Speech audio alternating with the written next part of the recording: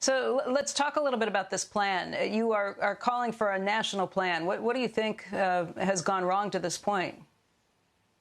Well, we set out a first national plan in April when we were had plateaued at 1 million tests a day, and we said, look, we can get to 1 million tests a week, and we said we could get to 3 million by the end of June. We're actually up to 5 million tests a week, so the country has moved well, but we need to get to 30 million tests per week and beyond. About 5 million of those are diagnostics, and the other 25 million are surveillance, are screening tests.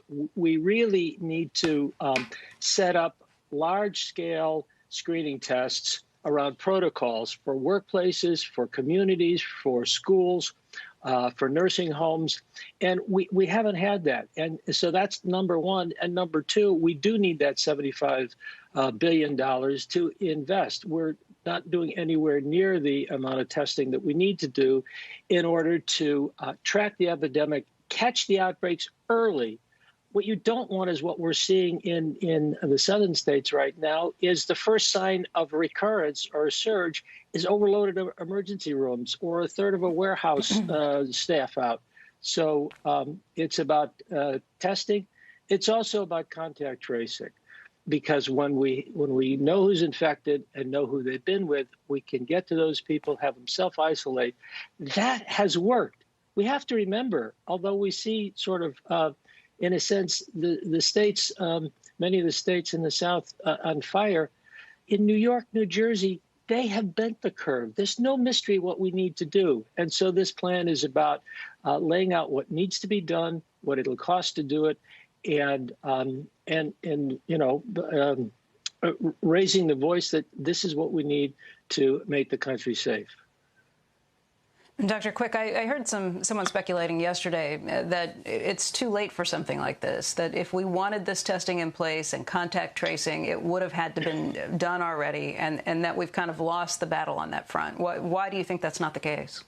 Well, I don't agree with that. I mean, they say, the best time to plant a tree is 20 years ago. The next best time is now, because surrendering to the epidemic and just letting it run wild. First of all, you're going to get, even if it starts in the youth, you're going to get all ages affected. We're going to see overrunning emergency rooms. When you have patients waiting, as they have been in Arizona and other places in Texas, in the emergency room for a day and a half, that's when fatalities rise. When they get in, and those who need intensive care, it's not a 5-day run in intensive care. It can be a 20-day run. And then we know from coronavirus, you're going to have as many as a quarter of the survivors affected permanently. That's going to create a huge burden.